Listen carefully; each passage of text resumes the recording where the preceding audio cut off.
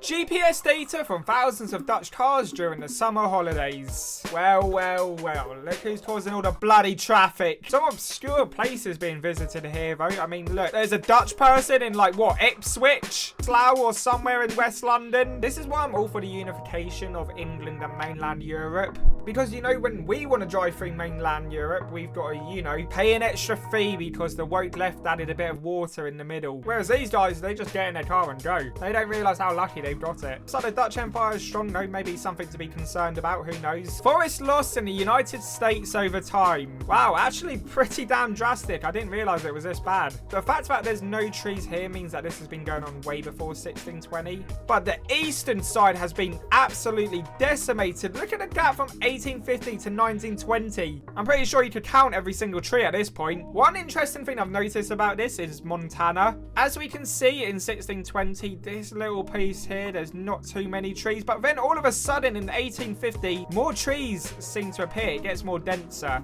And then in 1920, they just all disappear. All that effort for nothing. Poor Indiana, man. They got absolutely decimated. Countries where less than 1% of the population are immigrants. Right, this is actually surprisingly interesting. The countries I'm shocked most that don't have a larger immigrant population. I mean, Brazil, I thought it would. One of the major countries in South America, you know, it's got some of the largest cities. We thought they might emigrate over there for work. Not a single country in Europe with less than 1% immigrant population. The longest land border for each European country.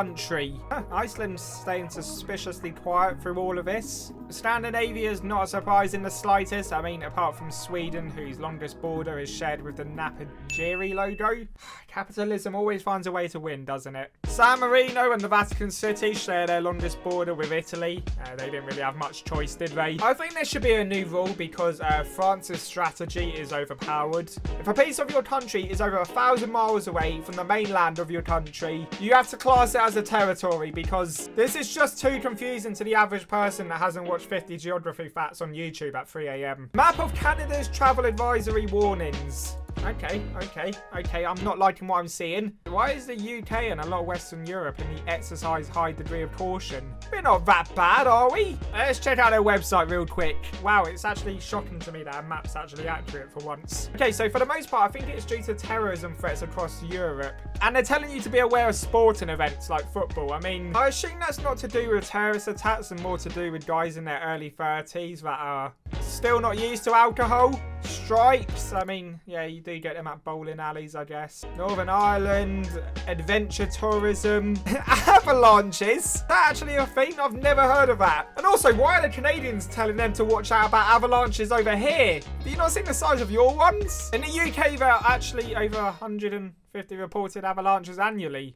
Wow, that's actually a lot more than I expected. Stay vigilant when walking to Tesco's, I guess. But Russia, they're telling you to avoid all forms of travel. The only country where they're advising normal precautions is Zambia in Africa. Belgium and Netherlands are also in the same category as the UK. I mean, I really didn't think they had avalanches there. Quite refreshing to see an actual educational map for once. New time zones in Europe by the Time Use Initiative. I mean, I'll be honest, I do think we need to fix our time zones. The fact that currently France is 1 hour ahead of the UK makes zero sense. They are literally 20 miles across the ocean from us. They do not need to do it. Wait, no, I don't like this time zone either. Because look at Northern Ireland and the Republic of Ireland. No, this can't be a thing. This cannot be a thing. Countries at war with Bulgaria in September 1944. Right, why does this sound like one of those joke maps? Okay, so there's Bulgaria, of course. It's looking a bit bigger than usual, but it is 1944. But damn, they had beef with everyone. I mean, of course, Switzerland wasn't involved once again. Switzerland is like the hippie of this earth, really, aren't they? But now I need context. What could have Bulgaria possibly done to make them have all this happen? In September 1944, Bulgaria, initially as Axis ally, found itself in a precarious situation, ultimately switching sides to the Allies after a coup d'etat.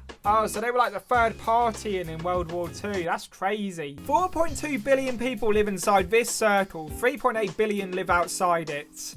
Damn, so that's why it's glowing. It must be all the body heat. As an introvert, it must really suck to live in this area of Earth. Also, another thing, why does Australia look like that? You've eradicated cans, and I was planning to go there at some point. What a piss take. Relative popularity of pineapple on pizza in Germany. What really happened on in Western and Eastern Germany, man? Why is there so many maps where you can see the clear difference? This isn't the first time this has happened. And also, why do they call pineapples bananas? I mean, I guess you could say, why do we call it a pineapple when it's not an apple?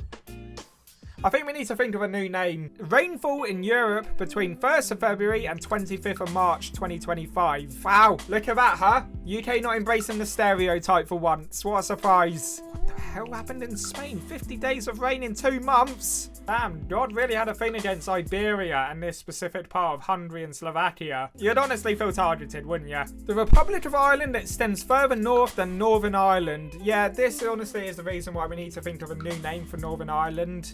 Northern Ireland, but not the most northern point of Ireland, so I guess you could call it slightly Northern Ireland. Countries that have issued travel advisories against the USA. Well, it's just Western Europe by the looks of things. And this part of South America, but I mean, that doesn't count. France has dragged them into it. Yeah, I mean, I would advise travel advisory against the USA as well. Like, I'd personally recommend staying away from their cereal aisles. I honestly think with the amount of sugar that goes on through that aisle, just walking down it, you come out the other side with mouth ulcers. US state borders drawn with only natural boundaries. This is just absolutely hideous and complicated. Not to mention there's an East Dakota now. Who the hell thought that was a good idea? What's next? We're gonna have a West Dakota? Oh my god. I love how New England has pretty much stayed the exact same. I mean, they do say that is one of the smartest parts of America, so this just shows you how badly drawn the original borders were, because look at Wyoming. That's how it should be. I'll tell you one place I won't say no to this. Mississippi. I mean, look at all this northern expansion. Looks like it's trying to desperately reach Canada. Visualizing France's population density. No way, the Burj Khalifa. Most powerful earthquake ever recorded by country. The magnitude of 9 earthquake is... I can't even comprehend it as a British person. I don't even think I've ever experienced an earthquake. This might be a dumb thing to say, but I don't understand how Haiti experienced a stronger earthquake than Dominica. They're on the same island. How did it know to, like, just stick to the border? I don't understand it. Didn't Chile also experience the biggest earthquake of all time? Yeah, 1960s, a 9.5 magnitude earthquake. To put it in perspective, the highest it can go is 10. How much are you paying for a case of beer in your state? So the cheapest is Illinois, with the most expensive on mainland being Wyoming, with the most expensive in general being Alaska. I imagine the wages aren't massive in Alaska, so that's gotta be harsh. You know what they need? A Weatherspoons. Unlike the other Reddit, it's got to the point in this Reddit where I've scrolled so far down that everything's so educational that it's boring. So, perfect place to leave the video. I don't want you guys to learn too much because I want you guys to remain dumb enough to click on my videos. But thank you all for watching. If you did enjoy the video, then feel free to leave a like and maybe subscribe, as we are super close to 10 million subscribers. And as always, thank you all for watching, and I hope to see you in the next video. Peace.